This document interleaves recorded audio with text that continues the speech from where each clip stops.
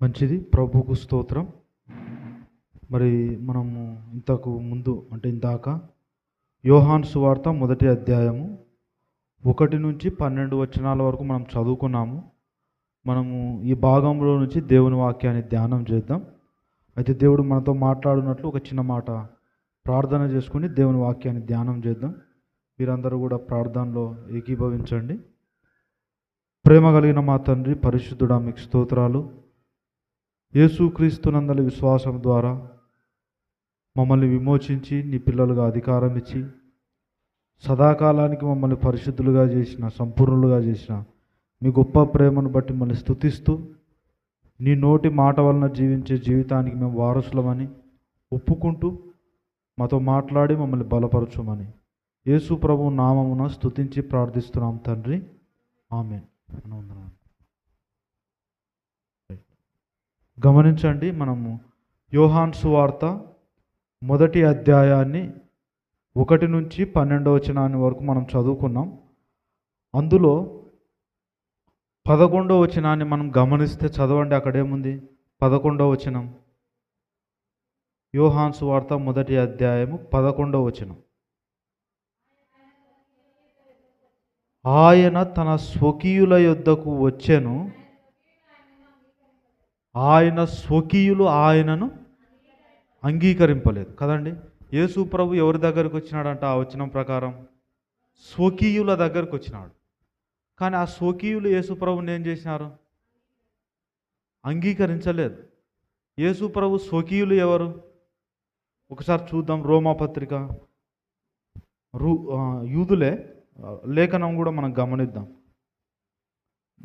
రోమాపత్రిక 9వ అధ్యాయము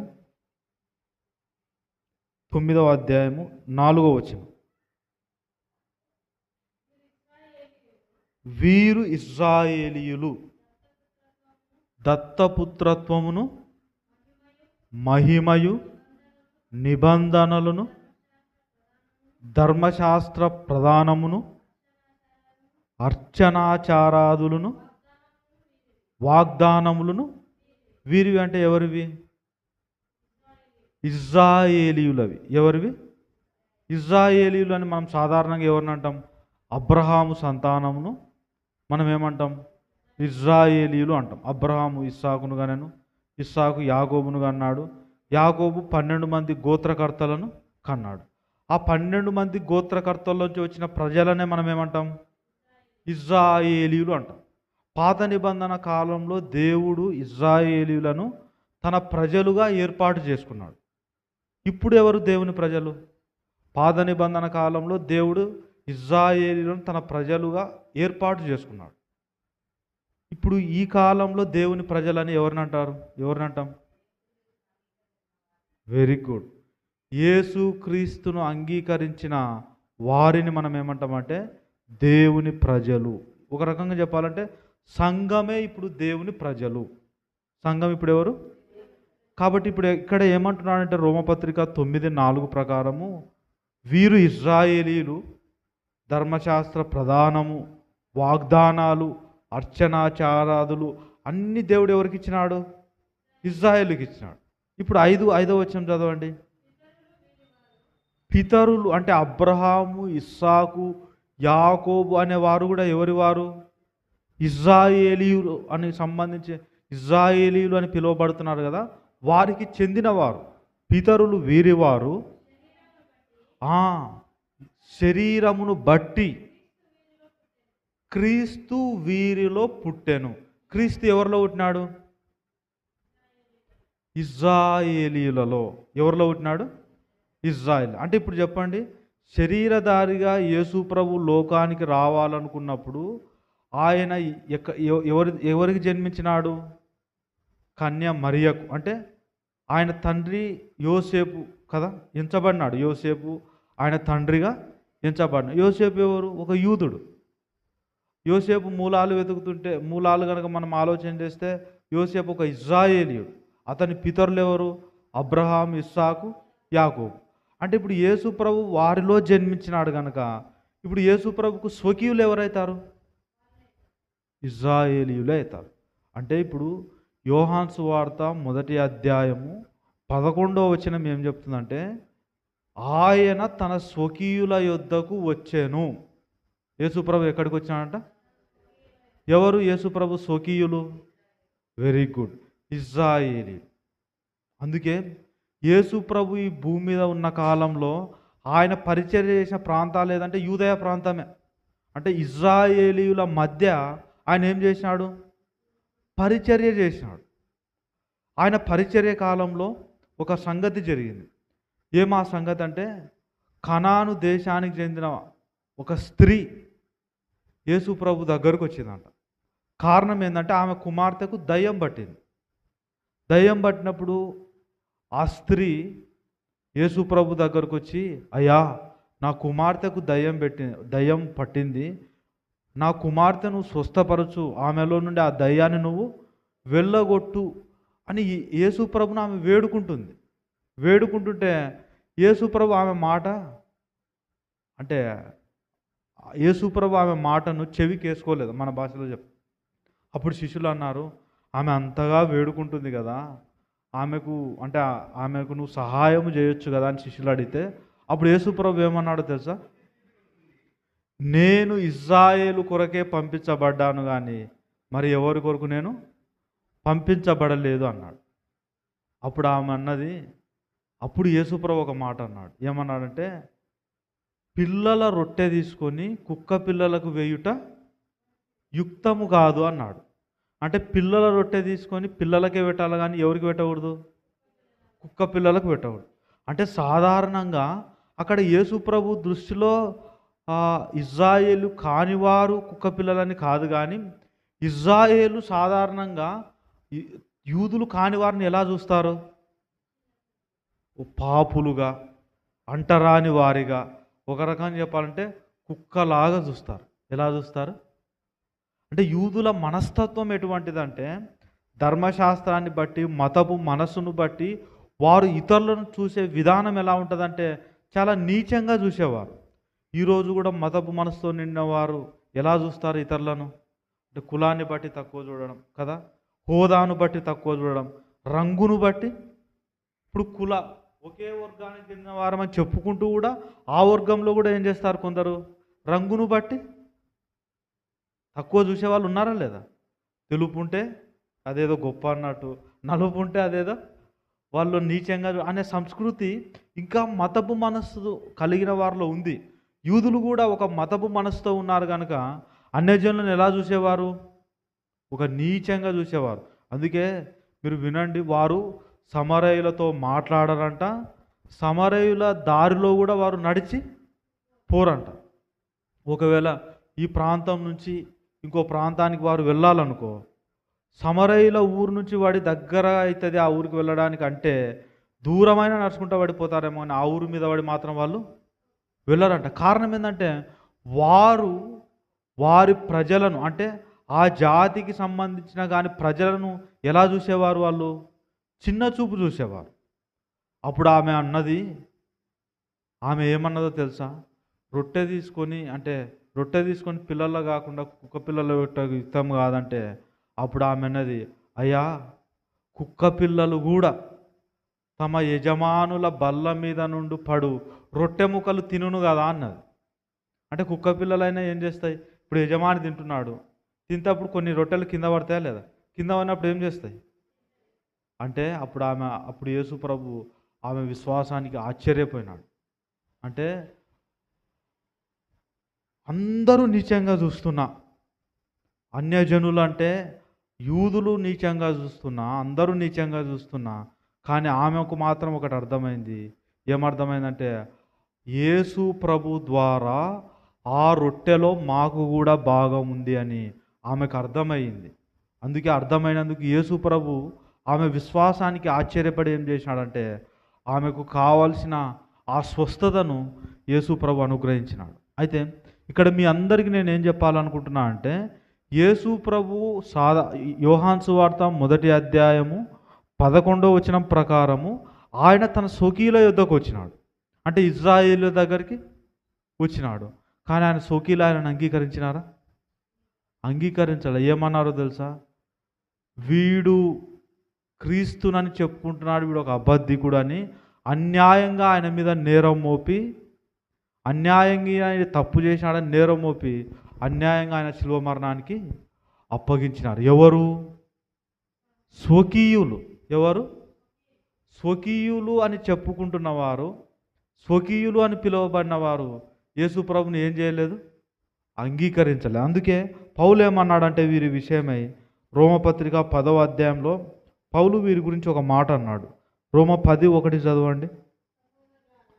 సహోదరులారా, ఇశ్రాయేలీయులు రక్షణ పొందవలనని నా హృదయాభిలాషయు వారి విషయమై నేను దేవునికి చేయు 7:50కి కంపల్సరీ నిన్ను పంపిస్తామా అంటే 7:38 అయింది, 7:50 అంతే సరిపోద్దా? 7:50.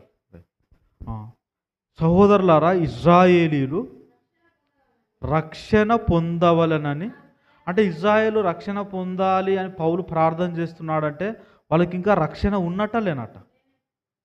ఏమో మేరీ ఉన్నట్ట లేనట? లేదు. కానీ యేసు ప్రభు పంపించబడింది ఎవరి దగ్గరికి? ఇశ్రాయేళ్ల దగ్గరికే. కానీ ఇశ్రాయేల్లోకి ఇంతవరకు ఏం లేదు. కారణం ఏంది? యేసు ప్రభుని వాళ్ళు ఇంకా అంగీకరించలేదు. అంటే ఒక్కొక్కసారి మనిషి మనసు ఎలా ఉంటుందంటే, యేసు ప్రభు ఇలా చెప్పినాడు, మన చుట్టూన్నోడు గొప్పోడైనా, అంటే మన పక్కన ఉన్నవాడు, మన ఇంట్లో ఉన్నవాడు, లేదంటే మన ఊర్లో ఉన్నవాడు గొప్పోడైనా మనం వాడిని ఏం చేయము? గౌరవించాం, లెక్క చేయం. అవునా కాదు? ఎందుకు? వీడు మాకు తెలదా, చిన్నప్పటి నుంచి మేము వీడిని చూడలేదా అంటే, మన మధ్య పుట్టినందుకు, మనతో పెరుగుతున్నందుకు వాడు గొప్పవాడైనా మనం ఎలా చూస్తున్నాం? చిన్న చూపు చూస్తున్నాం. అందుకే యేసుప్రభు అన్నాడు, ఒక మాట అన్నాడు. ఏమన్నాడంటే లూకాసు వార్త 4వ అధ్యాయం, లూకాసు వార్త 4వ అధ్యాయము 24వ వచనం చూడండి. లూకా 4:24. మరియు ఆయన ఏ ప్రవక్తయు స్వదేశమందు ఏం కాదంటే హితుడు అంటే గనుడు కాడని మీతో నిశ్చయంగా, నిశ్చయం అనే దాన్ని ఏమంటారంటే గ్యారంటీగా చెప్తున్నా. ఏం చెప్తున్నా అంటే, ఏ ప్రవక్త కూడా సొంత దేశంలో ఘనత అంటే సొంత ఇంటిలో ఏముండదంట? ఘనత ఉండదు. ఆ మనసు వారికి ఉంది. అంటే ఇప్పుడు మనం ఒక వ్యక్తిని గౌరవించాల్సింది దేన్ని బట్టి గౌరవించాలా? నేను మిమ్మల్ని అడుగుతున్నా, ఒక వ్యక్తిని మనం దేన్ని బట్టి గౌరవించాలా? యేసు ప్రభు బోధ చేస్తుంటే ఆ బోధకు ప్రజలందరూ ఆశ్చర్యపడుతుంటే, యేసు ప్రభుతో పుట్టిన ఆ ఊరు వాళ్ళు ఉంటారు కదా, వాళ్ళు ఏమన్నారంటే, ఇతడు మరియ కుమారుడు కాదా? ఇతడు ఒడ్లవాని కుమారుడు కాడా? ఇతని సహోదరులందరూ మనకు తెలియదా అని యేసు ప్రభు చెప్పే మాటలను వాళ్ళు ఏం చేసినారు? సాధారణంగా మనిషికి ఉన్న లక్షణం ఏంటంటే, ఎవరో దూర ప్రాంతం నుంచి ఎవరో కొత్త వాళ్ళు వస్తున్నారంటే చెవులు ఇస్తారు. కానీ మన మధ్య ఉన్నాడు వాళ్ళకంటే గొప్ప సంగతులు చెప్తాడంటే వీడిని మేము చూడలేదా అంట. అంటే మనిషికి ఉన్న లక్షణం. అందుకే మనము ఒక వ్యక్తిని గౌరవించాల్సింది అతడు హైదరాబాద్ నుంచి వచ్చినాడా, లేదంటే అమెరికా నుంచి వచ్చినాడా అనే దాన్ని బట్టి కాదు గౌరవించాల్సింది. మనము ఒక వ్యక్తిని గౌరవించాల్సింది ఆ వ్యక్తి దగ్గర ఉన్న వాక్యమును బట్టి. దేన్ని బట్టి? ఏమా మేరీ, ఒక వ్యక్తిని మనం దేన్ని బట్టి గౌరవించాలా? ఇప్పుడు సాధారణంగా మేరీకి కుమారికి వాక్యం బాగా తెలుసు అనుకుందాం, బాగా తెలుసు అనుకుందాం. కానీ ఇంకొక వ్యక్తి ఎవరో వేరే దేశం నుంచి వస్తున్నారు, ఇంకొక స్త్రీ, ఆమెకి ఏం గ్రహింపు లేదు. కానీ సాధారణంగా ప్రజలు ఇప్పుడు ఎక్కడికి పరిగెత్తారు? అమెరికా నుంచి ఇక్కడికి వచ్చిందంటే ఆలోచన చేస్తున్నారు కదా. ఇప్పుడు మేరీ ఇక్కడ ఉంది, ఈ ప్రాంతంలోనే ఉంది, ఈమెకు వాక్యం తెలుసు. ఇదే ప్రాంతానికి ఇంకొక ఆమె వచ్చింది, ఎవరు? అమెరికా నుంచి వచ్చింది, కానీ ఆమెకి ఏం తెలియదు? వాక్యం. కానీ ఇప్పుడు సాధారణంగా ప్రజలు ఎక్కడికి పరిగెత్తుకపోతారు? ఇద్దరిలో ఎందుకు పరిగెత్తుకపోతారు? ఆమె అమెరికా నుంచి వచ్చిందని బాగా చెప్తుందని కాదు, కానీ అమెరికా నుంచి వచ్చింది. అమెరికా నుంచి వచ్చిందంటే ఇంకా ఏదో గొప్ప ఉంటుంది, వింత ఉంటుంది, లేదంటే ఏదో ఉంటుంది అని చెప్పి అక్కడికి పరిగెత్తారు. కానీ ఇప్పుడు మనం పరిగెత్తాల్సింది మనం గౌరవించాల్సింది దేన్ని బట్టి? ఈమె మాకు తెలియదా అనే దాన్ని బట్టి కాదు. ఆమె దగ్గర ఎంతగా దేవుని అంటే సత్యం ఎంత ఉంది, దేవుని వాక్యం చేత ఆమె ఎంత నింపబడింది, ఎంతగా ఆమె అభిషేకంతో నింపబడింది అనే సంగతులను బట్టే మనం ఒక వ్యక్తిని ఏం చేయాలా? ఇప్పుడు నేను అడుగుతున్నా, యేసు ప్రభును వీళ్ళు తృణీకరించడానికి ఇప్పుడు ఒక కారణం ఏం దొరికింది మనకు? ఆయన స్వకీయుల యుద్ధకు వచ్చినాడు, కానీ ఆయన స్వకీయులు ఆయనను అంగీకరించకపోవడానికి ఇప్పుడు ఒక కారణం ఏం దొరికింది మనకు? ఆ కారణం ఏదో వీడ మనకు తెలియదా? మన ఇంటి పక్క ఉన్నాడే కదా. అది అక్కడ బోధన బట్టి కాదు, కానీ సహజంగా వాళ్ళు ఏమనుకుంటారు, ఇతడు మరియ కుమారుడు కాదా, ఇతడు ఒడ్లవాని కుమారుడు కాదా, ఇతని తల్లిదండ్రులను ఇతని సహోదరులను మనకు తెలిసిన వారు కాదా అన్న సంగతిని బట్టి యేసుప్రభుని వాళ్ళు ఏం చేసినారు? తృణీకరించారు. అంటే ఇప్పుడు మనము ఒక వ్యక్తిని దేన్ని బట్టి తృణీకరించకూడదు అనేది నేర్చుకోవాలా? మీరందరూ ఇక్కడే ఉన్నారు కదా, అంటే నేను ఇంత ప్రయాసపడి చెప్తుంటే మీరు ఇక్కడ లేరు అనుకో, అది వేస్ట్ అయిపోతుంది. మీరందరూ ఇక్కడే ఉండండి. ఇప్పుడు ఒక వ్యక్తిని మనం దేన్ని బట్టి తృణీకరించకూడదు? ఇతడు మావుడే కదా, తెలుసు కదా, ఎప్పుడు చూస్తూనే ఉంటాం కదా అన్న దాన్ని బట్టి తృణీకరించవద్దు. అయితే దేన్ని బట్టి గౌరవించాలా? ఎక్కడో దూరం నుంచి వచ్చినారా, లేదంటే ఏదేదో అన్న దాన్ని బట్టి కాదు మనం గౌరవించాల్సింది, ఆ వ్యక్తి దగ్గర ఉన్న సత్యాన్ని బట్టి మనం ఆ వ్యక్తిని ఏం చేయాలా? గౌరవించాలి. ఇప్పుడు యేసు ప్రభు తన స్వకీయుల యుద్ధకు వచ్చినాడు, అంటే యూదుల దగ్గరికి, ఇజ్రాయేల్ దగ్గరికి వచ్చినాడు. కానీ యూదులు యేసు ప్రభుని ఏం చేసినారు? అంగీకరించలేదు. ఇప్పుడు యేసు ప్రభుని వాళ్ళు అంగీకరించకపోవడానికి కారణం ఏమి? ఆయన మనోడే, మన ఇంటి పక్కనోడే కదరా. యేసు ప్రభు యొక్క అన్నదమ్ములు తమ్ముళ్ళు ఉన్నారు కదా, వాళ్ళు మనకు బాగా క్లోజు. సాధారణంగా చూడు, మనకు తెలియనోడు గొప్పోడైతే మనం ఏం అభ్యంతరపడం, కానీ మన కళ్ళెదురుగానే పుట్టి, మన కళ్ళెదురుగానే పెరిగి, మనతో పాటే చదువుకొని, మనతో పాటే ఉంటే వాడు మనకంటే గొప్పోడైనాడంటే అప్పుడు మనం ఏం చేస్తామని సహించలేం, ఏం చేయలేం. అది మనలో ఉండకూడదు. ఏమ్మా, ఇప్పుడు మన సంఘంలోనే మనతో పాటే చర్చికి వచ్చి, మనతో పాటే ఉంటూ, మనకంటే గొప్పోడైనాడు అనుకో, అయినా కూడా మనం ఏం చేయాలి? ఆనందించాలి. అందుకే సంతోషించు వారితో సంతోషించుడి, ఇది మనందరికి కలువునుగాక. ఏడ్చు వారితో, ఎవడన్నా ఏడిస్తే నువ్వు నవ్వకూడదు, ఎవడన్నా నవ్వితే నువ్వు ఏడ్చకూడదు. ఇప్పుడు ఉదాహరణకు రాజన్న ఒక మంచి ఇల్లు కట్టుకుంటున్నాడు, అవునా కదా? అది కంప్లీట్ అయ్యి ఒక గ్రాండ్గా గృహప్రవేశం జరిగింది అనుకో, ఇప్పుడు మనం కూడా ఏం చేయాలా? వాళ్ళు ఇల్లు కట్టుకొని గృహప్రవేశం చేస్తున్నారని ఏడ్చాలనా? ఏడిస్తే అదేమవుతుంది? ఏడ్చొద్దు. వాళ్ళు సంతోషిస్తున్నారంటే మనం కూడా ఏం చేయాలి? అటువంటి మనసు రావాలి. మనం అవతలోళ్ళు ఏడిస్తే మనం పండగ చేసుకోకూడదు. అంటే అవతలోళ్ళు ఇబ్బందుల్లో ఉన్నప్పుడు బాగా జరిగిందిలే, కానీలే, ఇటనే జరగాలే అని మనం పండగ చేసుకోవద్దు. మనం కూడా ఏం చేయాలి? వాళ్ళ దుఃఖంలో మనం కూడా పాలు పొందాలి. అంటే ఏం కాదు, ప్రభు నిన్ను ప్రేమిస్తున్నాడు, నిన్ను ఆదరిస్తాడు, నువ్వు ధైర్యంగా ఉండని వారి దుఃఖంలో మనం ఏం చేయాలా? ఆదరణ ఇవ్వాలా, ఓదార్పునివ్వాలా, ధైర్యాన్ని ఇవ్వాలా. ఇప్పుడు చూడండి, యేసు ప్రభు బోధ చేస్తున్నాడు, బోధ చేస్తుంటే ప్రజలందరూ ఆశ్చర్యపోతున్నారు. కానీ వీళ్ళు ఏమంటున్నారు? అరే ఈడు మనకు తెలుదా? యేసు ప్రభు, యేసు ఎవరో మనకు తెలుదా? మరియ కుమారుడు, యోసేపు యూదా అని వారి అన్న అని వారిని బట్టి మేము ఈయనను చూడలేదా అన్న దాన్ని బట్టి యేసు ప్రభు దగ్గర ఉన్న ఆ సంగతులు వాళ్ళు వినకుండా చాలా నష్టపోయినారు. అంటే ఒక్కోసారి మనం నష్టం ఎలా కలగజేసుకుంటామంటే, ఆ వ్యక్తి దగ్గర ఉన్న వాక్యాన్ని బట్టి కాకుండా ఆ వ్యక్తి మాకు తెలియదా అని మనం నిర్లక్ష్యం చేసి ఆ వ్యక్తి ద్వారా వచ్చే లాభాలు మనం ఏం చేస్తామంటే పోగొట్టుకుంటాం. ఇప్పుడు నేను అడుగుతున్నా, యేసు ప్రభు దగ్గరికి కనుక మనం వెళ్తే యేసు ప్రభులో ఉన్న లాభాలు మనం అనుభవిస్తామా లేదా? అనుభవిస్తాం ఖచ్చితంగా. కానీ యూదులు ఇంతవరకు యేసు ప్రభు ద్వారా ఒక్క లాభాన్ని వాళ్ళు పొందలేదు. కారణం ఏంది? అంగీకరించకపోవడానికి కారణం ఏంది? మనోడే, ఎవరు? మనం ఎప్పుడు చూస్తాడే అంటే మనం ఎప్పుడు చూస్తాడు మనకంటే గొప్పోడైతే మనకి ఎట్టుంటుంది ఒక్కోసారి. అసలు మన కంటికి కనపడనోడు, మనకు చెవికి వినపడనోడు మా గొప్పోడైనాడు అనుకో, సాధారణంగా మనం దేవునికి స్తోత్రం అంటాం. అవునా కాదు? కానీ మన కళ్ళెదురుగానే పుట్టి, మన కళ్ళెదురుగా పెరిగి, మనతో పాటే తిరిగి, మనకంటే గొప్పోడైతే అప్పుడు కూడా నువ్వు దేవునికి స్తోత్రం చెప్పినావు అనుకో, అది విశ్వాసికి ఉండాల్సిన మనస్సు. ఖచ్చితంగా దేవుడు నిన్ను కూడా అంటే ఆ మనస్సును బట్టి, నీకున్న ఆ కృపా గ్రహింపును బట్టి దేవుడు ఖచ్చితంగా ఏం చేస్తాడు, మనల్ని కూడా దీవిస్తాడు. రైట్, కుమారు కొరకు ప్రార్థన చేసి ఆమెను పంపిద్దాం. తర్వాత ఒక 15-20 నిమిషాల్లో మనం ముగించేద్దాం. రైట్, ప్రార్థన చేద్దాం. ఆమె నీట్ ఎగ్జామ్ రాయడానికి వెళ్తుంది. మనం అందరం ప్రార్థన చేద్దాం.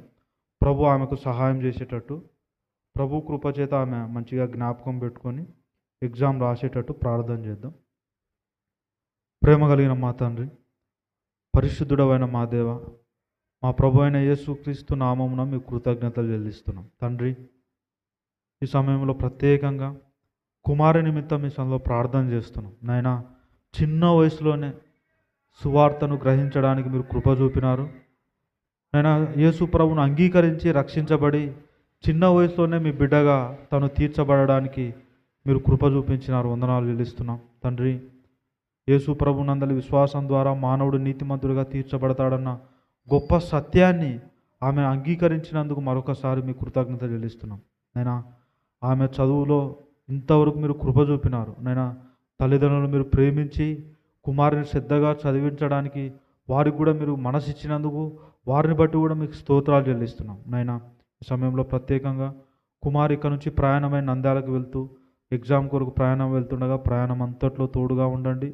అక్కడ క్షేమంగా చేరి ఎగ్జామ్నైనా మీ కృపచేత చక్కగా రాయడానికి మీరు కృప దయచేయండి. ధైర్యాన్ని ఇవ్వండి, క్షేమాన్ని ఇవ్వండి, ఆరోగ్యాన్ని ఇవ్వండి. మరలా తిరిగి వచ్చి మాతో సంతోషించే కృపను అనుగ్రహించమని, నేను మీరే తోడుగా ఉండి మీ కృపచేత నడిపించి బలపరిచి ఆదరించుమని మా ప్రభువును రక్షకుడు నేను యేసుక్రీస్తు నామమున స్తుతించి ప్రార్థిస్తున్నాం తండ్రి. వందనాలు.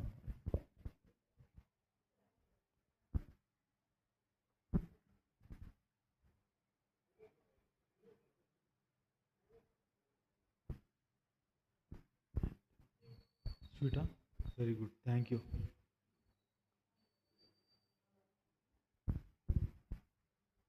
మంచిది, నేను త్వరగానే ముగించేస్తా. యేసు ప్రభు తన స్వకీల యుద్ధకు వచ్చినాడని మనం నేర్చుకుంటున్నాం. ఆయన స్వకీలు ఆయనను అంగీకరించలేదు. కారణం ఏంటంటే ఒక అభ్యంతరం మాత్రమే మనం చూసాం. మేము ఆ అభ్యంతరం అంటే ఈయన మనకు తెలిసినోడే అన్న ఒక చిన్న కారణంతో వాళ్ళు యేసు ప్రభుని ఏం చేసినారు, తృణీకరించినారు.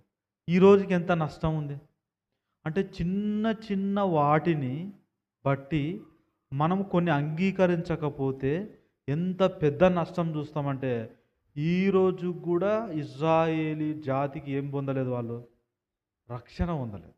ఏం పొందలేదు? రక్షణ పొందకపోవడం అనేది చిన్న విషయం, పెద్ద విషయం. మనకు చాలా పెద్దవి కనపడతాయి, కొన్ని చిన్నగా కనపడతాయి. అంటే కొన్ని పెద్దగా కనపడాల్సినవి మనకి ఎట కనపడుతున్నాయి, చిన్నగా కనపడాల్సినవి ఎట కనపడుతున్నాయి. కానీ నేనేమంటున్నా అంటే, పెద్దగా కనపడాల్సినవి మనకు పెద్దగానే కనబడాలా, చిన్నగా కనబడవలసినవి చిన్నగానే కనబడాలా. కొందరు చూడండి, ఆదివారము దేవుని సన్నిధికి రాకపోవడం అనేది వాళ్ళకి ఎట కనపడుతుంది, చిన్నగా కనపడుతుంది. కానీ దేవుని దృష్టికి ఎట కనపడుతుంది, అవునా కాదా?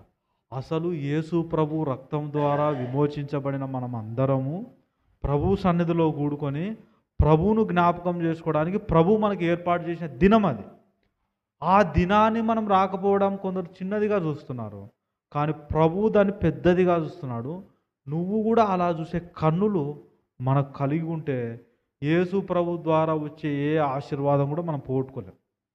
వీళ్ళు చూడండి, ఒక చిన్న కారణంతో అభ్యంతరపడి అది యేసు ప్రభువు తృణీకరించి వాళ్ళు పెద్ద నష్టాన్ని కోల్పోయినారు.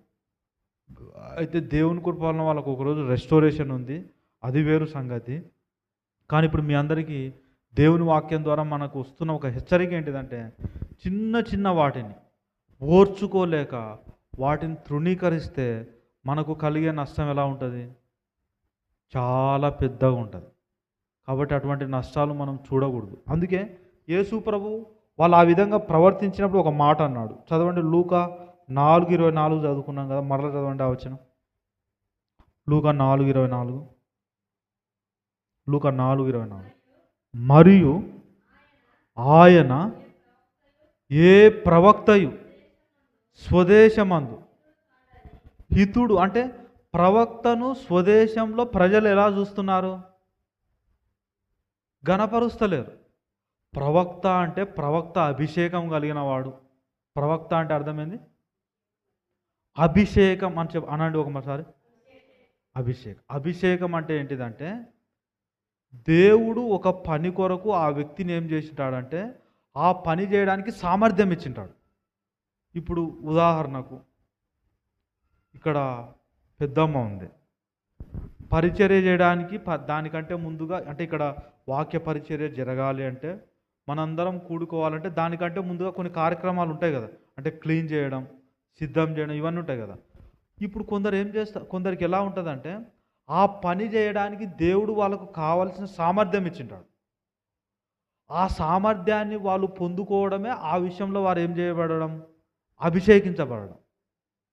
కొందరు సువార్తను చాలా స్పష్టంగా చెప్తారు, పరిస్థితులు ఎంత కఠినంగా ఉన్నా ఆ పని కొరకు వాళ్ళు ఏం చేస్తుంటారు, సాగిపోతుంటారు. అంటే సోమరులుగా ఉండరు, దేవుని పనిని వాళ్ళు చేస్తుంటారు. అంటే ఆ విషయంలో వారు ఏం పొందుకున్నారు, అభిషేకం పొందుకున్నారు. ఏం పొందుకున్నారు అంటే సువార్త ప్రకటించడానికి వారు ఎవరు, అభిషేకించబడిన వారు. ఇప్పుడు మీరు చూడండి, కొందరు పాటలు పాడుతుంటారు, అవునా కాదా? అంటే కొందరు ఎలా వాడతారంటే దేవుని కృపను సత్యముగా గ్రహించి ఆ కృపను వాళ్ళు అనుభవిస్తూ ఆనందిస్తూ అదే కృపనే వాళ్ళు పాడుతూ ఆ పాట ద్వారా అనేకులకు క్షేమం కలగజేస్తుంటారు. అంటే పాటల ద్వారా, కీర్తనల ద్వారా అనేకులకు ఏం కలుగుతుంది, వాళ్ళ ద్వారా క్షేమం కలుగుతుంది. అంటే పాటలు పాడడానికి వాళ్ళు ఏం పొందుకున్నారు, అభిషేకం పొందుకున్నారు. అంటే దేవుడు వారిని ఆ విషయంలో అభిషేకించినాడు కనుక ఇప్పుడు ఆ అభిషేకాన్ని మనం ఏం చేయాలా, గౌరవించాలి. ఒక్కోసారి దేవుడు ఆ వ్యక్తిని వాడుకుంటున్నాడని తెలిసినా మనం ఏం చేస్తామో తెలుసా, వీడు మాకు తెలుదా, మా ఎదురుగా పుట్టినాడు వాడు, ఒకప్పుడు ఎట్టుండేవాడు, ఇప్పుడంటే ఉన్నాళ్ళే ఆ స్థాయిలో, కానీ ఒకప్పుడు ఎట్టటోడు. ఒకప్పుడు కాదు, ప్రస్తుతం దేవుడు ఆ వ్యక్తికి ఏ సామర్థ్యం ఇచ్చినాడని ఆ దేవుడు ఇచ్చిన సామర్థ్యాన్ని బట్టి ఆ వ్యక్తిని ఏం చేయాలి, మనం ఏం చేయాలి పెద్దమ్మ, ఆ వ్యక్తిని ఏం చేయాలా, గౌరవించాలి. అంతే కదా. అంటే దేవుడు ఒక వ్యక్తికి ఇచ్చిన సామర్థ్యాన్ని మనం ఏమంటామంటే అభిషేకం అంటాం. ఇప్పుడు యేసు ప్రభు కూడా ఎవరు, క్రీస్తు అనే మాటకు అర్థం ఏంటిది, యేసు క్రీస్తు అంటాం కదా. క్రీస్తు అనే మాటకు అర్థం ఏంటిది, యేసు అనే మాటకు అర్థం ఏంటిది మరి, యేసు అనే మాటకు అర్థం ఏంటిదంటే రక్షకుడు. ఏమని అర్థం, క్రీస్తు అనే మాటకు అర్థం ఏంటిదంటే అభిషిక్తుడు. ఏమర్థం అర్థం అంటే ఇట్లా చెప్తామా, క్రీస్తు అంటే అభిషేకించబడిన వాడు. ఇప్పుడు ఇజ్రాయేలీలు యేసు ప్రభువును దేన్ని బట్టి గౌరవించాలా, దేవుడే యేసు ప్రభువును అభిషేకించినాడు. కాబట్టి దేవుడు ఆ వ్యక్తిని అభిషేకించినప్పుడు ఇతడు మాకు తెలియదా అని చిన్న చూపు చూడొచ్చా, చూడకూడదు. అంటే ఇప్పుడు యేసు ప్రభుని ఏం చేయాలి, అభిషేకాన్ని బట్టి గౌరవించాలి. ఇప్పుడు నేను అడుగుతా, రాధమ్మక్కనే ఉంది, ఆమె విశ్వాసంలో ఎదుగుతుంటే ఒక పని కొరకు దేవుడు ఆమెను అభిషేకించినాడు అనుకో, దేవుడు అభిషేకించినందుకు ఇప్పుడు ఆమెను నేనేం చేయాలా, ఆమె నాకు తెలుదా, నా కాడ వాక్యం నేర్చుకునేది ఆమె, నేను చెప్తే ఇన్నది అన్న గర్వం నాకు రాకూడదు. దేవుడు ఆమెను అభిషేకించినాడు అనుకో, ఆమె అభిషేకించబడింది కాబట్టి ఇప్పుడు ఆ అభిషేకాన్ని నేనేం చేయాలా, ఆ అభిషేకాన్ని బట్టి ఆమెను నేను గౌరవించాలి. అంటే ఇప్పుడు మనము ఒక వ్యక్తిని ఎలా గౌరవించడం, దేన్ని బట్టి గౌరవించడం నేర్చుకోవాలా, అభిషేకం. అభిషేకం అంటే బయట అభిషేకం పేరిట చాలా తప్పుడు జరుగుతుంది, అంటే బోధలు జరుగుతుంది. అభిషేకించబడిన దైవజనం చెప్తూ వాక్యాన్ని తప్పుగా చెప్పేవాళ్ళు ఉన్నారు. కానీ మనం అభిషేకాన్ని కరెక్ట్గా అర్థం చేసుకోవాలా. ఒక వ్యక్తిని మనం గౌరవించాల్సిన కూడా దేన్ని బట్టి, అభిషేకం. అంటే ఇక్కడ సత్యమే, అభిషేకం అందాం. అంటే అభిషేకం అంటే ఏంటిదో మనం నేర్చుకుంటున్నాం. కాబట్టి ఇప్పుడు మనం దేన్ని బట్టి ఒక వ్యక్తిని గౌరవించాలంటే అభిషేకాన్ని బట్టి. అభిషేకం అంటే అర్థం ఏంటంటే ఒక వ్యక్తిని దేవుడు ఒక పనిని చేయడానికి ఆ విషయంలో సామర్థ్యం ఇచ్చింటాడు. దేవుడే ఆ పని కొరకు ఆ వ్యక్తిని ఎన్నుకుంటాడు. కాబట్టి దేవుడు ఎన్నుకున్న దాన్ని బట్టి ఆ వ్యక్తి అభిషేకించబడినవాడు.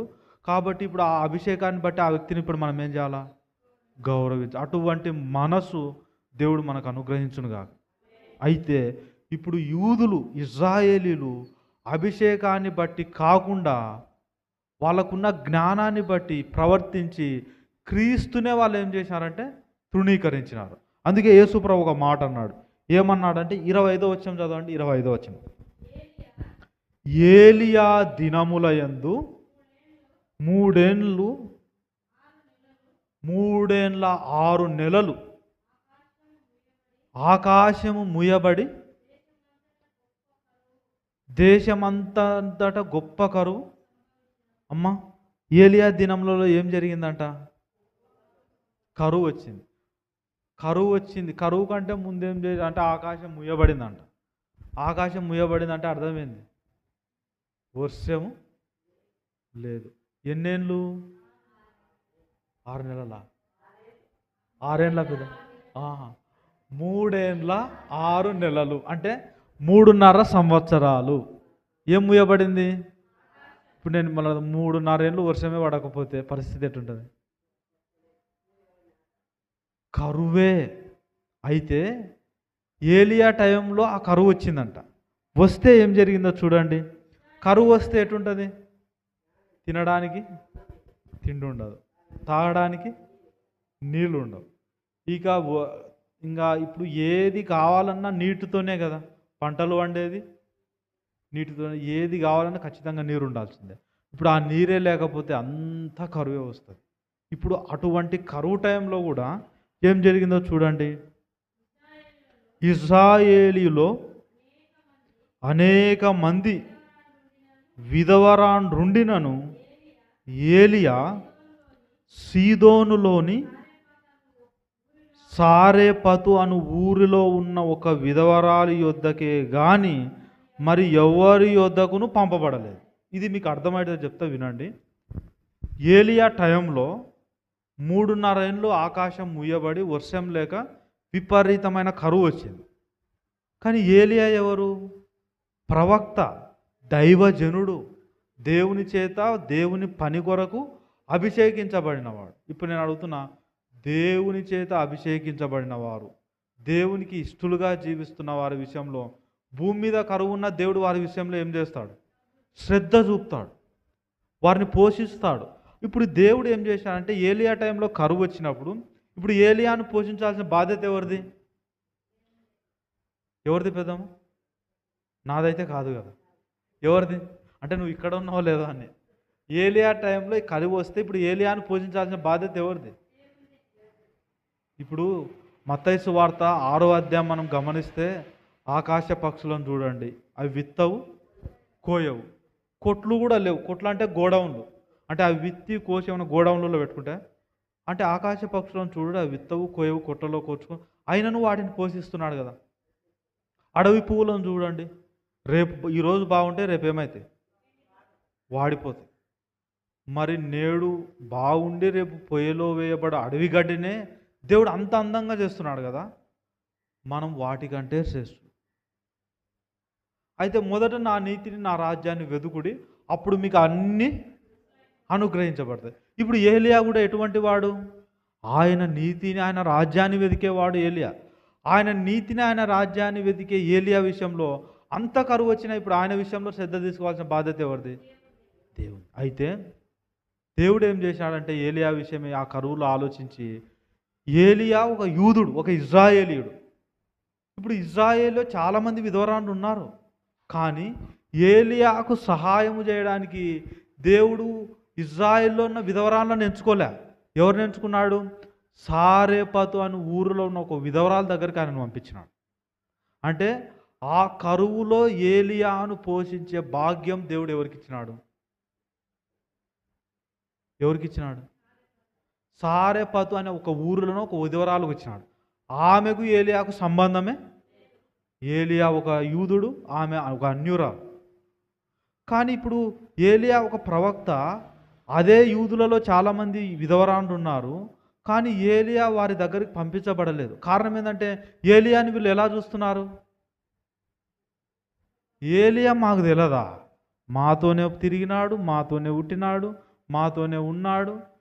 కాబట్టి నువ్వు తిరిగినా, పుట్టినా, పెరిగినా దేవుడు ఆ వ్యక్తిని అభిషేకించినాడు కనుక నీతో పుట్టినా, నీతో తిరిగినా నువ్వు ఆ వ్యక్తిని ఏం చేయాలి? గౌరవించాలా లేదు? కానీ ఇప్పుడు వాళ్ళు గౌరవించినారు. అందుకే ఇప్పుడు ఏలియాని దేవుడు ఎక్కడికి పంపించినాడు? సారెపతు. ఇప్పుడు ఆమెకు ధన్యత కలిగింది. అలా అంత కరువు. అక్కడ ఏం జరిగిందో తెలుసా? ఆ సారెపతులో ఉన్న విధవరాల దగ్గరకు ఏలియా ఏమన్నాడంటే, ఆ విధవరాల పరిస్థితి అప్పుడు ఎలా ఉందంటే, ఆమె కట్టెలు ఏరుకుంటుందంట. కట్టెలు అంటే ఆమె దగ్గర ఆమె కొడుకున్నాడు, కట్టెలు ఏరుకుంటుంది. ఇప్పుడు ఆమె అన్నాడు, అమ్మా నాకు ఒక అప్పం తీసుకురమ్మా అన్నాడు. అంటే అప్పుడేమన్నది, నా దగ్గర పిండి కొంచెమే ఉంది, అది ఈ పూటకు అవుతుంది, ఇంకా అది అయిపోతే మేము కూడా ఆకలికి ఏం కావాలి, కొన్ని దినాలకు చచ్చిపోవాలి. అయితే ఆయన అన్నాడు, నువ్వు చెప్పింది కరెక్ట్, అయితే మొదట నాకు కొంచెం తీసుకురా అన్నాడు. ఆ దైవజనుని మాట గౌరవించింది ఆమె. గౌరవించిందంటే ఇప్పుడు దేని గౌరవించింది? దేని గౌరవించింది? అక్క మీకు అర్థమవుతుంది కదా? అభిషేకాన్ని గౌరవించింది.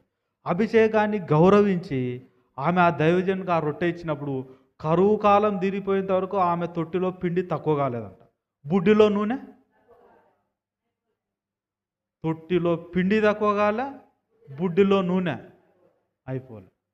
అంటే ఇప్పుడు చూడండి, అభిషేకాన్ని గౌరవించినందుకు గౌరవించిన వారికి కూడా కరువులో ఏం దొరికింది? ఆహారం. ఇప్పుడు చూడండి ఎంత ఆశీర్వాదమో తెలుసా? దేవుడు గణపరిచే వారిని నువ్వు గణపరిస్తే ఆ ఆశీర్వాదంలో నీకు కూడా దేవుడు భాగం ఇస్తాడు. భాగాలు కోరుకుంటామా లేదా? మనం ఏం చేస్తామంటే లోబడం కానీ భాగం కావాలంటాం. కానీ మనందరం ఒకటి నేర్చుకోవాలా, దేవుడు ఎవరిని అభిషేకించినాడో, దేవుడు ఎవరిని వాడుకుంటున్నాడో, దేవుడు ఎవరిని హెచ్చిస్తున్నాడో ఆ వ్యక్తిని మనం గౌరవిస్తే మనకు కూడా ఆ దీవెనలో ఏముంది? భాగము. అంత కరువులో ఏలియా ఆమె దగ్గరికి పంపిస్తే ఆమె అభిషేకాన్ని గౌరవించి ఆమె ఇచ్చింది. మామూలుగా ఇవ్వకపోతే ఏమైతే ఆ పూట తినేది, తర్వాత పూటకు లేదు. కొన్ని రోజులకు ఏం కావాలి? ఆమె కూడా ఉపవాసం. తర్వాత అది ఫైనల్ యాడికి రావాలి? కానీ ఆమె ఆ కరువులో కూడా ఎట్లా జీవించింది? గిన్నె నిండి పొర్లింది. ఏ టైంలో? ఈ టైంలో గిన్నె నిండి పొరలడం పెద్ద గొప్పేం కాదు. కానీ కరువులో కూడా గిన్నె నిండి పొర్లితే అది కదా గొప్ప. అందుకే గొప్ప కార్యాలు చూడాలా మనం. ఎటువంటి కార్యాలు చూడాలా? ఆశ్చర్యాలు, అద్భుతాలు చూడాలా మనం. దానికి మనం వారసులం. దానికి మనం ఎవరిమి? ఏం చేసేందుకు వారసులం? యేసు ప్రభును నమ్మినందుకు నువ్వు అద్భుతానికి వారసుని. అయితే ఆ అద్భుతం అనుభవించాలి అంటే నువ్వు దేవుని బిడ్డవు కదా, ఆ విశ్వాసంతో నువ్వు ప్రయాణం చేస్తూ ఉండాలి. ఇప్పుడు నేను అడుగుతున్నా, ఆ సిచ్యువేషన్లో మనమే ఆలోచన చేద్దాం. మనమే అక్కడ ఉందాం అనుకో, సారెపతు విధవరాల స్థానంలో మనమే ఉందాం. ఇప్పుడు ఏలియా దైవజనుడు వచ్చినాడు అంటే మనకి ఈ పరిస్థితులను చూడొద్దు. ఇప్పుడు పొద్దున టిఫిన్ చేసుకొని వచ్చినాం మనం, అంటే వంట వండుకొని వచ్చినాం, నిన్న తిన్నాం, రాత్రి తిన్నాం, రేపటికి కూడా మనకు ఇంకా ఉంది, సమృద్ధి ఉంది, సంవత్సరానికి కావాల్సిన ధాన్యం కూడా మన ఇంట్లో ఉంది. ఇవి చూడొద్దు. ఇప్పుడు ఎట చూడాలా మనం? ఇప్పుడు మనం సారెపతు విధురాలు. ఇప్పుడు మన పరిస్థితి ఎటుంది చెప్పండి పెద్దమ్మ? రాధమ్మకైతే బాగా చెప్తుంది అనుకుంటున్నాను నేను. ఇప్పుడు మనం సారెపతు విధురాల స్థానంలో ఉన్నాం. ఇంట్లో బియ్యం లేవు. ఎన్ని ఉన్నాయి బియ్యం? ఇన్నే ఉన్నాయి.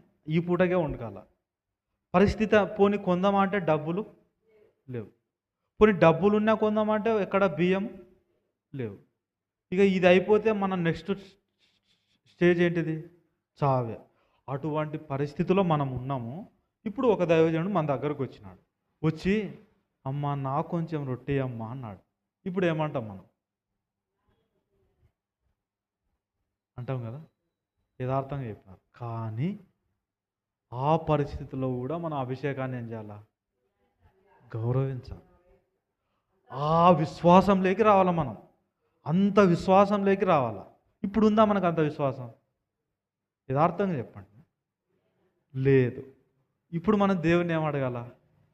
నాయనా సారెపతుకున్న విధవరాలు వంటి విశ్వాసము నాకు కూడా ఇవ్వు నాయనా అని ప్రార్థన చేయాలి. అందుకే టైం ఇచ్చినాడు, అన్ని ఇచ్చినాడు. ఈ టైంలో నువ్వేం చేయాలా? విశ్వాసాన్ని సంపాదించుకోవాలా. సంపాదించుకున్నప్పుడు ఆ టైం వస్తుంది ఒకానొక రోజు. ఆ టైంలో కూడా ఈ విశ్వాసం ఏం చేస్తుందంటే నిలబెడుతుంది. ఆ విశ్వాసం నిలబెట్టినప్పుడు ఆ విశ్వాసం ద్వారా అందరూ కరువే, కానీ నువ్వు మాత్రం అద్భుతమే, ఆశ్చర్యమే. అందుకే మనం మన జీవితాల్లో ఏం చూడాలమ్మా మేరీ? అద్భుతాలు చూడాలి. చూద్దామా వద్దా? చూడాలంటే ఏం చేయాలా? చూడాలంటే ఏం చేయాలా? నమ్మినాం కదా. అన్న 6 ఏళ్ల కిందటే నమ్మినాం, అయిపోయింది అది. ఇప్పుడు ఏం చేయాలా? అభిషేకాన్ని గుర్తించాలా. అభిషేకాన్ని గౌరవించే స్థాయికి నువ్వు రావాలంటే ఈ టైంలో నువ్వేం చేయాలంటే యేసు క్రీస్తుని గురించి తెలుసుకుంటూ విశ్వాసంలో ఎదుగుతూ ఉండాలి. మీ అందరికీ నేను చెప్తున్నా అంటే మనకు టైం దొరికితే మనం చేయాల్సింది ఏంటంటే ఆ టైంలో నేను విశ్వాసాన్ని ఎలా సంపాదించుకోవాలా, విశ్వాసంలో నేను ఎలా దిగాల అనే ఆలోచనతో ఆ సమయాన్ని మనం ఏం చేయాలా? సద్వినియోగం చేసుకోవాలా. ఏం చేయాలా? అందుకే దినాలు చెడ్డవి. దినాలు చెడ్డవి అంటే అర్థమైంది? అసలు ఏ వ్యక్తి దగ్గరికి వెళ్ళి నీకు విశ్వాసం ఇచ్చే మాటలు చెప్పరు. ఎవరు అయినా ఏం చెప్తారమ్మా మీకు? ఎవరిని అడిగినా ఏం చెప్తారు? అది చేస్తే మేలు, ఇది చేస్తే మేలు, ఆ దినం చేస్తే మేలు, ఇది చేస్తే మేలు అని చెప్తారు. కానీ విశ్వాసాన్ని కలిగించే విషయాలు చెప్పేవాళ్ళు మీకు తక్కువ. కాబట్టి ఇప్పుడు దినాలు చెడ్డగా ఉన్నాయి.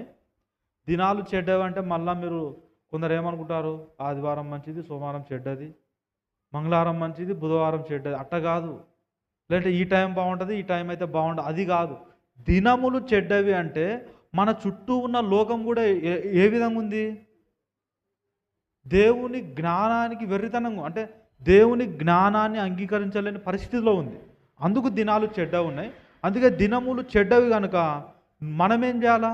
సమయమును పోనీయక. సమయమును ఏం చేయొద్దు? పోనీయక. అంటే ఏం చేయాలా? దినాలు చెడ్డగా ఉన్నాయి, సమయం దొరికినప్పుడు దాన్ని సద్వినియోగం చేసుకోవాలి. సద్వినియోగం చేసుకోవడం అంటే అర్థమైంది?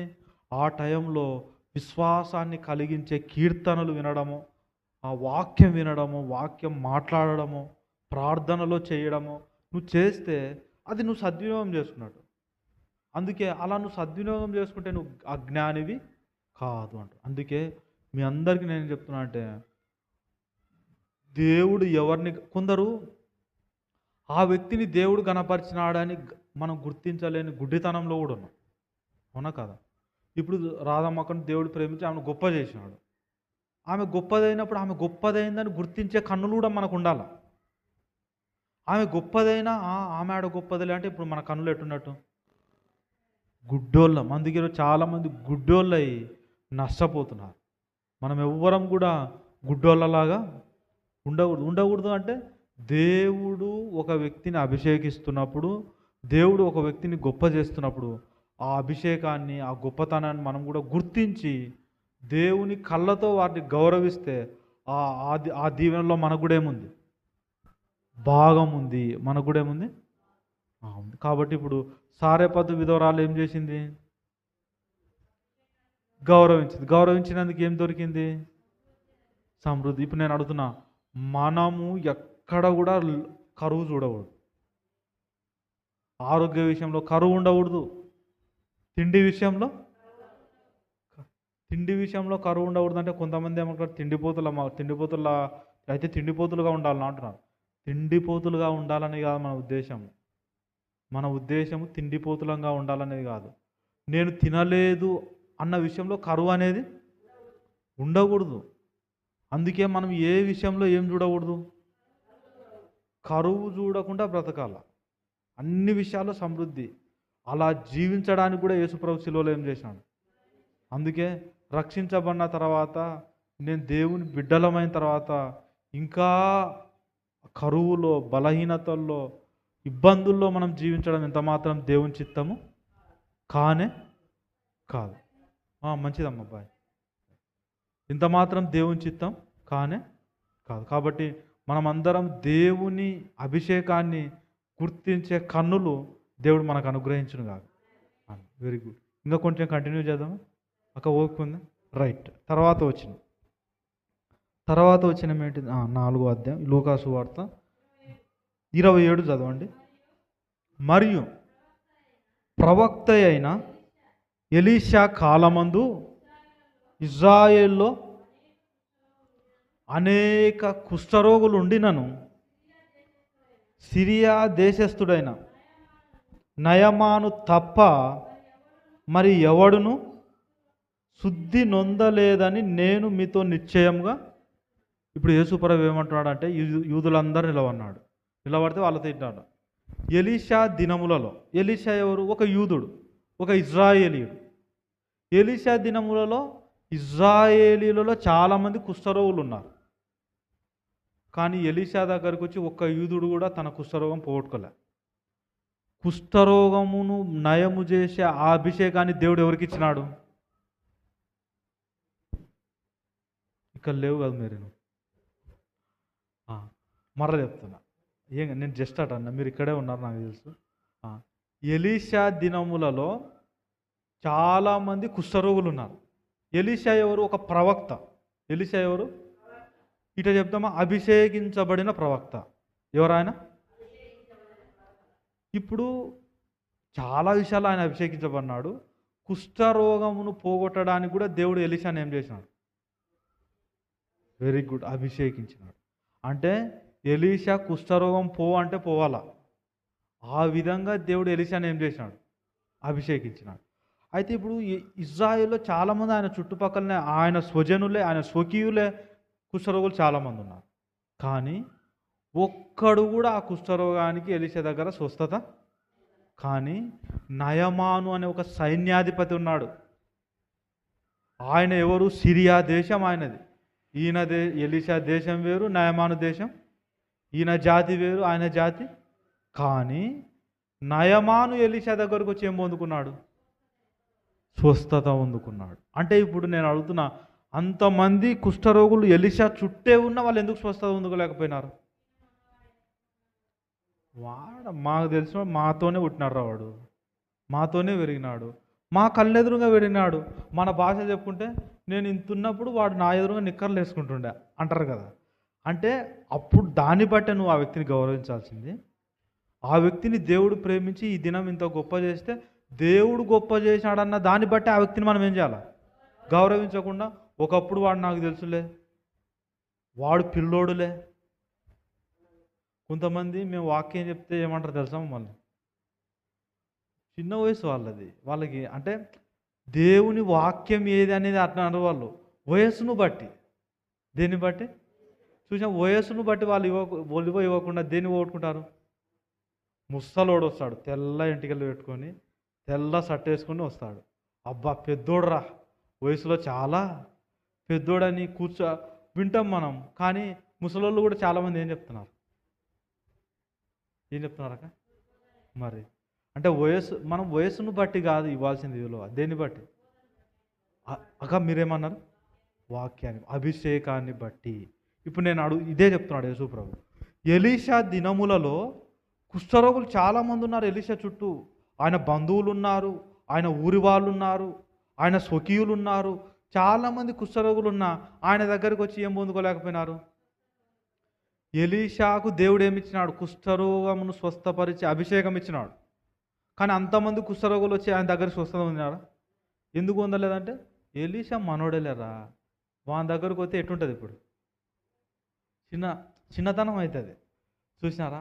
ఒక్కోసారి ఆ వ్యక్తి దగ్గరకు వస్తే చిన్నతనం అవుతుంది అనుకొని మనం ఏం చేస్తాం? పోము. కానీ మనందరికీ ఏం చెప్తాం అంటే దేవుడు ఆ వ్యక్తిని గణపరిచినాడంటే వాడు చిన్నోడైనా మన దగ్గర కూర్చొని మనం నేర్చుకోవాలి. అటువంటి మనసు రావాలి మనం. ఎందుకంటే ఆ వ్యక్తిని ఎవరు గౌరవించినారు? దేవుడే గౌరవిస్తే మనం గౌరవించొద్దా? అందుకే మీరు గమనించండి, మీరు చూడండి, చాలామంది ఇప్పుడు దావీదు ఉన్నాడండి. దావీదు తప్పు చేసినాడు, ఒక వ్యభిచారం చేసినాడు. కానీ నాతాన్ అనే ఒక ప్రవక్త వచ్చినాడు, అభిషేకం కలిగిన వాడు. దేవుడు ఆ వ్యక్తిని అభిషేకించినాడు. కానీ ఆ వ్యక్తి వచ్చి ఇప్పుడు రాజు వేరు, ప్రవక్త వేరు కదండి. రాజు అంటే పవర్ ఎక్కువ ఉంటుందా లేదా? ప్రవక్త అంటే మామూలుగా దేవుని మాటలు చెప్పుకుంటూ ఉండేవాడు. కానీ ప్రవక్తకు దేవుడు ఎంత విలువ ఇచ్చినాడో ఎవరికి తెలుసు? దావీదుకు తెలుసు. అందరు రాజులకు తెలుసా అది? దావీదుకు తెలుసు. అందుకే నాతాను వచ్చి దావీదు నువ్వు తప్పు చేసావు అన్నాడు. తప్పు చేసావంటే రాజు ఏం చేయొచ్చు? ఇప్పుడు ముఖ్యమంత్రి తప్పు చేస్తే మనం ముఖ్యమంత్రి కాడిపోయి నువ్వు తప్పు చేసినావంటే ఏమంటాడు? వాడిని జైలు వేసేయండి రా ఫస్ట్ అంటాడు. వాడు బయటికి రాకుండా లోపల వేసేయండి అంటాడా లేడా? ఎందుకంటే వానికి ఏముంది? అధికారం ఉంది, పవర్ ఉంది. నువ్వు తప్పు చేసావని చెప్పేంత ధైర్యం లేదు. చెప్పితే నిన్ను బయటికి రాకుండా అవసరమైతే ఏమి తెలియకుండా పంపిస్తారు మళ్ళీ పైకి కూడా. అట్లా జరుగుతుంది, అంత అధికారం ఉంటుంది. కానీ ఇప్పుడు దావీదు ఎంత పవర్లో ఉన్నాడు, ఒక రాజు. కానీ ఇప్పుడు నాతాను అనే ప్రవక్త వచ్చి ఏమన్నాడు? దావీదు నువ్వు దేవునికి విరోధంగా తప్పు చేసినావు అన్నాడు. వెంటనే దావీదు ఏమన్నా తెలుసా? వాడిని లోపలేసేయండి రా అనిలా. అతడు దేవుని చేత పంపబడినవాడు, దేవుని చేత అభిషేకించబడినవాడని తనకంటే తక్కువ స్థాయి వ్యక్తి చెప్పినా అది దేవుని మాట అయినా వెంటనే ఏం చేసినాడు తెలుసా? అవును నేను తప్పు చేసిన అని దేవుని దగ్గర పశ్చాత్తాపడ్డాడు. అంటే మనం ఏం నేర్చుకోవాలంటే, దేవుడు ఒక వ్యక్తిని ఘనపరిస్తే ఆ వ్యక్తి మనకంటే చదువు తక్కువ ఉన్నోడైనా, ఆ వ్యక్తి మనకంటే వయసు తక్కువ ఉన్నోడైనా, ఆ వ్యక్తి మనకంటే అన్నిట్లో తక్కువ ఉన్నోడైనా లోకపరంగా దేవుడు ఆ వ్యక్తిని అభిషేకించాలంటే ఆ వ్యక్తిని మనం ఏం చేయాలా? గౌరవించాలా, ఘనపరచాలా, సన్మానించాలా. ఎప్పుడైతే నువ్వు అలా సన్మానిస్తావో, నయమాన్ ఏం చేసినాడు? సన్మానించినాడా లేదా? సన్మానించేందుకు ఆయనకున్న కుష్ఠరోగం ఏమైంది? నేను అడుగుతున్నా, నువ్వు గనక దేవుడు గణపరిచిన వారు నువ్వు గణపరిస్తే నీకున్న ప్రతి బలహీనత నుంచి నువ్వు బయటపడతావు. అంత మాత్రమే కాదు, నీకు ఆరోగ్యం కూడా. అసలు నయమాన్ శరీరం ఎట్టయిందంటనో తెలుసా? కుష్ఠరోగం పోయి పసిపిల్లవాని శరీరం ఉంటుంది చూడు, అటైందంట. ఇప్పుడు నేను అడుగుతున్నా, సాధారణంగా కుష్ఠరోగంతో మనం డాక్టర్కి పోతే మందులు వాడి అది వాడి ఎట్టయితుంది మన శరీరం? పోతే పుండ్లు తగ్గుతాయి, బెందులు మాత్రం అట్నే ఉంటాయి. కానీ నయమాన్ శరీరం ఎట్టయిందంట? చిన్న పిల్లవాని దేహం ఎలా ఉంటుంది అంటే, దేవుడు ఇచ్చిన అభిషేకానికి మనం లోబడితే ఆ ఆశీర్వాదం ఎట్టుందంటే, ఆ రోగం పోవడమే కాదు, అసలు ఆ రోగం ఎప్పుడు జీవితంలో రాదు. ఆ రోగం తాలూకు గుర్తులు కూడా కనపడవు. చాలామందికి పుండు పోయింటుంది కానీ ఏం పోయిండదు? బెందువు పోయిండదు. కానీ అభిషేకానికి మనం కనపడితే మన జీవితంలో ఏం కనపడవు? బెందులు, దానికి సంబంధించిన గుర్తులు కూడా. అందుకే నయమాన్ అంతా స్వస్థత పొందుకున్నాడు. కారణం ఏమి? ఎలీషా మనోడే అనలే, ఎలీషా దేవుని చేత అభిషేకించబడినవాడని. ఎలీషా ఆ అభిషేకానికి ఏమైనాడు? లోబడినందుకు ఏమైంది? మరలా చెప్తున్నా, అభిషేకం అంటే ఏమి? మరలా ఒక్కసారి చెప్తున్నా వినండి. అభిషేకము అంటే ఏమిటి అంటే, దేవుడు ఒక పని కొరకు ఒక వ్యక్తిని దేవుడు ఎన్నిక చేసుకుంటాడు. దేవుడు ఎన్నిక చేసుకుంటే ఆ వ్యక్తి సామర్థ్యాన్ని బట్టి ఉండదు, ఆయన మంచితనాన్ని బట్టి ఉంటుంది. ఈరోజు మనం రక్షించబడినామంటే ఆయన మంచితనమా మన సామర్థ్యమా? అంటే మన రక్షణకు మూలం ఏంటిది? ఆయన మంచితనమే. అంటే అలాగేనే దేవుడు ఒక వ్యక్తిని ఎన్నుకుంటే ఒక పని కొరకు, అందులో కూడా ఆ వ్యక్తి సామర్థ్యం ఉండదు, ఆ దేవుని మంచితనం ఉంటుంది. కాబట్టి ఇప్పుడు దేవుడు ఆ వ్యక్తిని ఎన్నుకున్నాడని మనం కూడా సామర్థ్యం చూడకుండా దేవుని మంచితనాన్ని బట్టి ఆ వ్యక్తిని ఏం చేయాలా? గౌరవించాలి. గౌరవిస్తే ఆ గౌరవించినందుకు రావాల్సిన దీవెన, ఆశీర్వాదము, ఆ రావాల్సిన భాగం దేవుడు మనకేం చేస్తాడు? కాబట్టి ఇప్పుడు ఇక్కడున్న మనం అందరము దేవుడు ఎవరినైతే వాడుకుంటున్నాడో ఆ వ్యక్తిని మనం ఏం చేయాలా? గౌరవించడం నేర్చుకోవాలా, లోబడడం, సన్మానించడం నేర్చుకోవాలి. ఇప్పుడు వాక్యంలో ఏం చెప్తుంది? తల్లిని తండ్రిని సన్మానించమన్నాడు దేవుడు, అన్నాడా లేదా? అంటే తల్లిదండ్రులను దేవుడు గణపరిచి పిల్లలకు ఏం చెప్తున్నాడు? ఇది పాత నిబంధన కాదు, క్రొత్త నిబంధనే. చదవండి ఆ వచనం కూడా. ఎఫెసీ పత్రిక 6వ అధ్యాయం.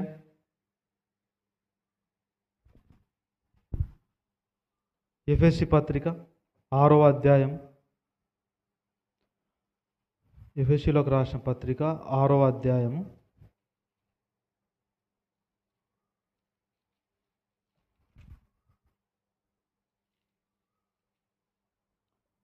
మొదటి వచనం చదవండి. పిల్లలారా, మేరీ వింటున్నావు కదా, ప్రభువునందు మీ తల్లిదండ్రులకు. ఇప్పుడు ఏం చేయాలా? మేరీ తల్లిదండ్రులు అంటే తల్లికి ఆమెకు తల్లిగా తండ్రిగా వారిని అభిషేకించినాడు. అంటే అభిషేకించినాడంటే దేవుడు వారిని ఏం చేసినట్టు? ఆ విషయంలో అంటే ఘనపరిచినట్టు, అభిషేకించినాడు. ఇప్పుడు ఈమె ఆ అభిషేకాన్ని ఏం చేయాలా? గౌరవించాల. గౌరవిస్తే ఏం కలుగుతుందంట? రెండో వచనం, మేలు కలుగుతుంది. చూసినావా? అభిషేకాన్ని గౌరవిస్తే దేవుడు మనకు ఒక హోదా ఇచ్చినాడు. ఆ హోదాను మనం ఏం చేయాలా? ఇప్పుడు నన్ను మీకు సేవకునిగా పెట్టినాడు, నాయకునిగా పెట్టినాడు, కాపరిగా పెట్టినాడు. నన్ను కాపరిగా మీరు ఏం చేయాలా? సేవకునిగా ఏం చేయాలా? అంటే దేవుడు ఇచ్చిన ఈ పొజిషన్ను మీరు గౌరవిస్తే ఇప్పుడు మీకు కూడా ఏం కలుగుతుంది? మేలు కలుగుతుంది. అంటే దేవుడు ఒక వ్యక్తికి ఏ పొజిషన్ ఇచ్చినా ఆ పొజిషన్ను మనం ఏం చేయాలంటే గౌరవించాలి. గౌరవించినప్పుడు ఇప్పుడు ఏం చెప్తున్నాడు? మేలు కలుగునట్లు నీ తండ్రిని తల్లిని ఏం చేయాలా? నువ్వు చెప్పేం చేయాలి? సన్మానించాలా, గౌరవించాలా, లోబడాలా అని చెప్తూ, అప్పుడు ఇంకొక ఆశీర్వాదం కూడా ఏముంది?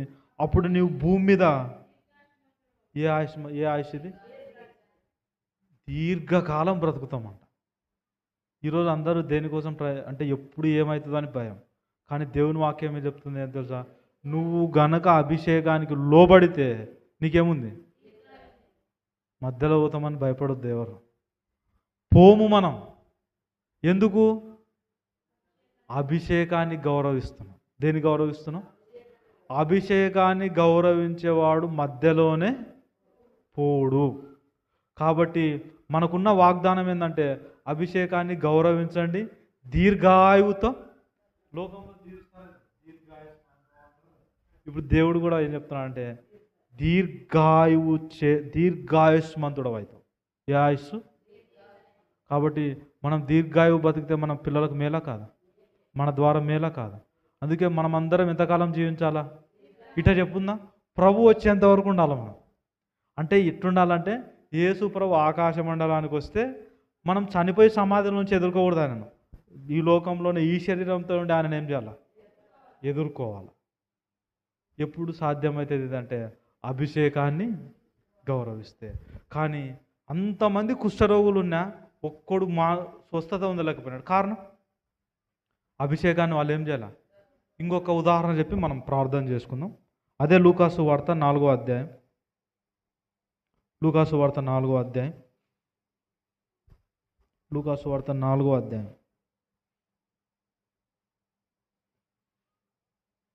28వ వచనం చదవండి. ఇప్పుడు 28.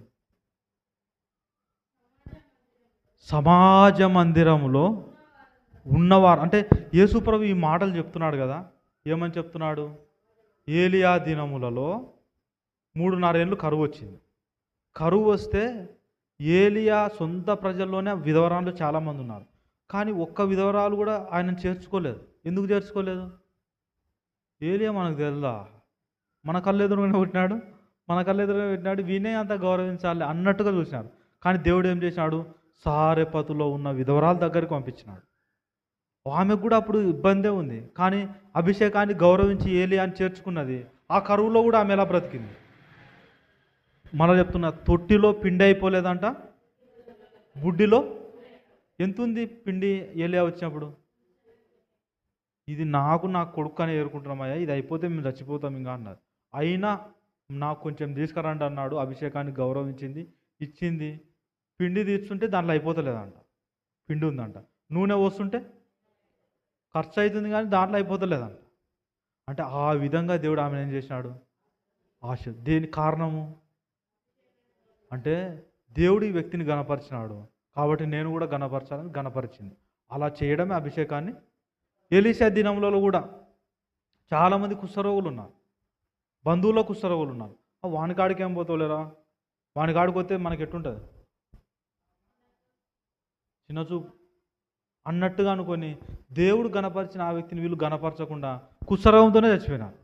కానీ ఎక్కడో ఉన్న నయమాను అభిషేకాన్ని గుర్తించి ఎలీషా దగ్గరకు వచ్చి కుష్ఠరోగాన్ని ఏం చేసినాడు? పోగొట్టుకున్నాడు. కాబట్టి ఇప్పుడు యేసు ప్రభు ఇంతమంది ఉన్నారు కానీ ఎవరు గుర్తించకుండా నష్టపోయినారు. కానీ ఎక్కడో ఉన్న వాళ్ళు వచ్చి ఏం పొందుకున్నారు? లాభం పొందుకున్నారని చెప్పేసరికి వాళ్ళు ఏం చేయాలా? నిజమే కాదని సరి చేసుకోవాలా లేదా? సరి చేసుకోకుండా ఏం చేసినారో చదవండి 28. ఆ మాటలు విని ఆగ్రహముతో నిండుకున్నారంట. అమ్మా, పశ్చాత్తాపంతో నిండుకోవాలనా, ఆగ్రహంతో నిండుకోవాలనా? కానీ వీళ్ళు దేంతో నిండుకున్నారు? ఇంత చెప్పినాక కూడా సరి చేసుకోకపోతే, ఇంత అందుకే ఎన్నిసార్లు గద్దించినను లోబడని వాడు మరీ తిరుగు లేకుండా హఠాత్తుగా నాశనం అవుతాడంట. సామెతల గ్రంథంలో ఉంది. అంటే ఎన్నిసార్లు గద్దించినా నువ్వు లోబడకపోతే ఇక జీవితం ఏమవుతుంది? హఠాత్తుగా నాశనం అవుతుంది. అందుకే దేవుని వాక్యం చెప్తుంది, అంత చెప్పిన తర్వాత కూడా వాళ్ళు ఏం చేసినారో తెలుసా? పశ్చాత్తాపం కలగలే. వాళ్ళలో ఎంత మాత్రం పశ్చాత్తాపం అనేది కలుగలేదు. యేసు ప్రభువును సిలువలో వేలాడుతున్నప్పుడు ఆయన చనిపోయినాడా లేదా అని చెక్ చేయడానికి అక్కడున్న ఒక సైనిక అధికారి ఏం చేసినాడంటే, ఒక శతాధిపతి ఆయన బల్లెంలో ఏం పోసినాడు, ఆయన ప్రక్కటెముక అంటే ఆయన ప్రక్కలో బల్లెపోటు ఓడిస్తే రక్తం నీళ్లు గారినాయి. ఆయన మరణించిన తర్వాత సమాధులు తెరవబడినాయి, భూమి వణికింది, బండలు బద్దలైనాయి, ఆ దేవాలయపు తెర నడిమికి చిరిగింది, దేశమంతా చిమ్మ చీకటిగా అమ్ముకున్నది. అప్పుడు పొడిచిన ఆయన ఏమన్నాడు తెలుసా? ఈయన నిజముగా దేవుని కుమారుడు. ఇప్పుడు నేను అడుగుతున్నా, అంటే ఆ వ్యక్తిలో పశ్చాత్తాపం చూస్తున్నామా లేదా? మరి వీరిలో ఏం చూస్తున్నాం? దేవుడు ఏదన్నా ఒక మాట మాట్లాడితే ఆ విషయంలో సరిగ్గా లేకపోతే మారు మనసు పొందాలే తప్ప ఇట్ట చెప్తావా నువ్వు అని ఆగ్రహంతో మాత్రం ఆగ్రహంతో నిండుకొని వాళ్ళు ఏం చేశారంట చూడండి. ఆగ్రహంతో నిండుకొని లేచి పట్టణంలో నుండి ఏం చేశారట? అంటే ఏం చేశారు? యేసుప్రభును ఇట్ట మాట్లాడతాను అని మా ఊరికి రావకని వెళ్ళగొట్టి ఏం చేశారు? ఆయన తలక్రిందులుగా పడద్రోయాలని తమ పట్టణము కట్టబడిన కొండపేటు వరకు ఆయనను ఏం చేశారంట వీళ్ళు? ఆ ఊరు ఒక కొండ మీద కట్టబడిందంట. ఇప్పుడు యేసుప్రభుని ఏం చేయాలనుకున్నారు వాళ్ళు? ఆ కొండ మీద నుంచి ఎట పడద్రోయాలనుకున్నారు? మామూలు ఇట కాదంట, తల కిందికి రావాలంట కాళ్ళు. అంత మూర్ఖత్వంతో నింపబడినారు. అంటే విపరీతమైన కోపం నీలో ఉంటే ఏం చేస్తావు కూడా నీకు అర్థము. చాలామంది కోపం, చిన్న చిన్న న్యూస్ మీరు చూస్తుంటారు లేదా? చికెన్ వండలేదని కోపం వచ్చి భార్యను ఏం చేసి, చికెన్ తెస్తే వండలేదని భార్యను భర్త ఏం చేసినాడు? ఏమైంటుంది అప్పుడు? విపరీతమైన కోపం వచ్చింది. తర్వాత బాధ కలిగింటుంది వానికి కూడా. ఒరే అనవసరం కోపడి ఇంత అంటే కోపంతో నింపబడితే ఏమి చేస్తావో కూడా అర్థం కాదు. అలా నింపబడకుండా ఉండాలంటే మారు మనసు పొందడం ఒక్కటే మార్గం. అందుకే నేను బాగానే ఉన్నా కదా, నాకు అంత రాదనుకోవద్దు. కోపంలో ఏం చేస్తామో మనకే తెలియదు. అంటే ఎక్కడి దాకా పోతుంది అంటే చంపేంత దాకా పోతుంది. తర్వాత నువ్వు ఏడ్చి కూడా ప్రయోజనం లేదు. తర్వాత చచ్చిపోయినాక ఏడ్చిన ఆ నష్టాన్ని మనం పూడ్చలేం. కాబట్టి యేసుక్రీస్తునందు విశ్వాసం నుంచి రక్షించబడిన మనం అందరం దేవుడు ఒక వ్యక్తిని గణపరిస్తే ఆ వ్యక్తిని గణపరచడం నేర్చుకుందాం. దేవుడు ఒక వ్యక్తిని హెచ్చిస్తే ఆ వ్యక్తిని గౌరవించడం మనం నేర్చుకుందాం. అలా మీరు గనక లోబడితే చేస్తే ఆ అభిషేకాన్ని గౌరవించినందుకు రావాల్సిన దీవెనలో ఖచ్చితంగా మనకేముంది? పాలు ఉంది, ఆశీర్వాదం ఉంది. అలా గణపరిచే కృప దేవుడు మనందరికీ అనుగ్రహించును గాక. మనం ప్రార్థన చేసుకుందాం. కళ్ళు మూసుకోండి. రాని ప్రార్థన చేస్తుంది, తర్వాత మనం ప్రభు బలలో పాల్పొందాం.